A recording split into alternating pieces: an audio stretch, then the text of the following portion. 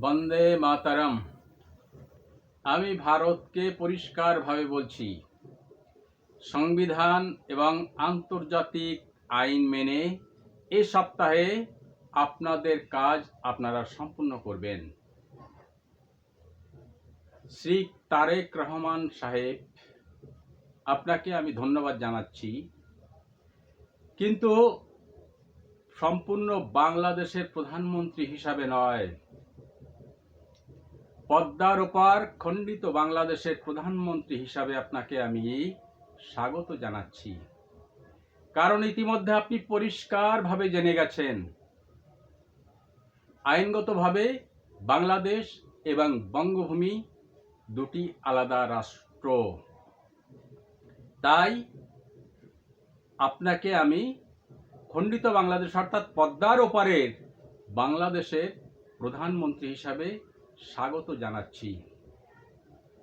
আপনাকে আমার কয়েকটি কথা বলার আছে। যেমন আপনি জেনে গেছেন, আইনগতভাবে বাংলাদেশ এবং বঙ্গভূমি দুটি আলাদা আলাদা রাষ্ট্র। ঠিক তেমনি আপনাকে বলছি, আমি বঙ্গভূমির বৈধ রাষ্ট্রপতি। অর্থাৎ বাংলাদেশের ইতিহাস আপনি একটু জেনে নেবেন। 1982 সালের 25শে মার্চ বাংলাদেশে কোনো রাষ্ট্রপতি ছিল না। ওই দিন আমি খুলনার মাটিতে দাঁড়িয়ে পার্থ সামন্ত ছদ্মনামে বঙ্গভূমি রাষ্ট্র ঘোষণা করি। প্রসঙ্গত আমি বলে রাখি, তখন আমি খুলনা মজিদ মেমোরিয়াল সিটি কলেজের ছাত্র ছিলাম। অর্থাৎ আপনি বুঝে নিয়েছেন, আমি বঙ্গভূমির বৈধ রাষ্ট্রপতি। তো এবার আপনাকে বলছি কয়েকটি কথা। আইনগতভাবে যখন দুটো রাষ্ট্র তৈরি হয়েছে, এবার বাস্তবের মাটিতে বাংলাদেশ এবং বঙ্গভূমি তৈরি করার জন্য আপনার কতগুলো কাজ রয়েছে, সেগুলো আপনাকে করতেই হবে। প্রথম কাজ, আপনি নিজের মুখে ঘোষণা করুন আপনি খণ্ডিত বাংলাদেশের প্রধানমন্ত্রী, এবং আরো ঘোষণা করুন আমি বঙ্গভূমির রাষ্ট্রপতি। দ্বিতীয় কাজ হচ্ছে, আমার বঙ্গভূমির মাটি থেকে আপনি প্রশাসন, ওখানের সরকারি সমস্ত কাজকর্ম, এগুলো সব কিছু ওখান থেকে তুলে নিন। আপনি ওই বঙ্গভূমির মাটিতে যশোর ক্যান্টনমেন্ট সহ যে কয়টি ক্যান্টনমেন্ট রয়েছে, সেখান থেকে অস্ত্র সমেত সেনাবাহিনীকে পদ্মার ওপার আপনি তুলে নিয়ে যান,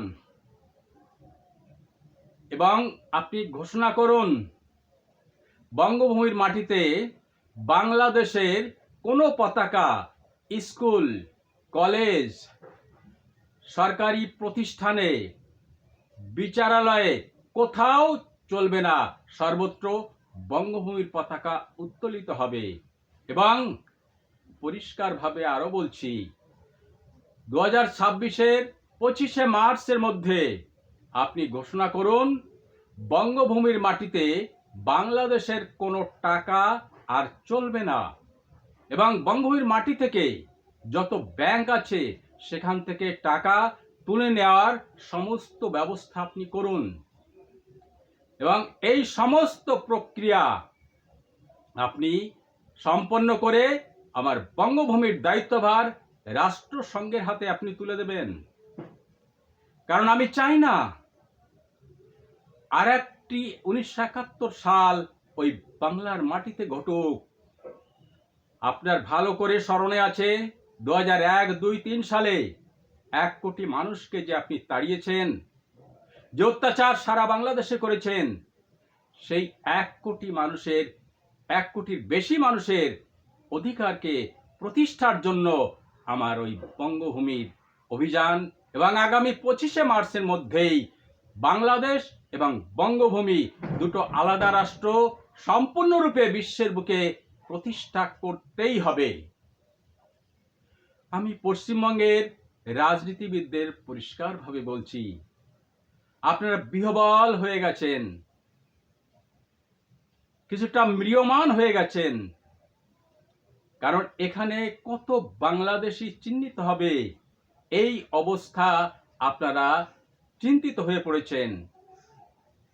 এখানকার রাজনীতিবিদ এবং সাংবাদিকদের বলছি, আপনারা নিশ্চয়ই জানেন 2002 সালের পরে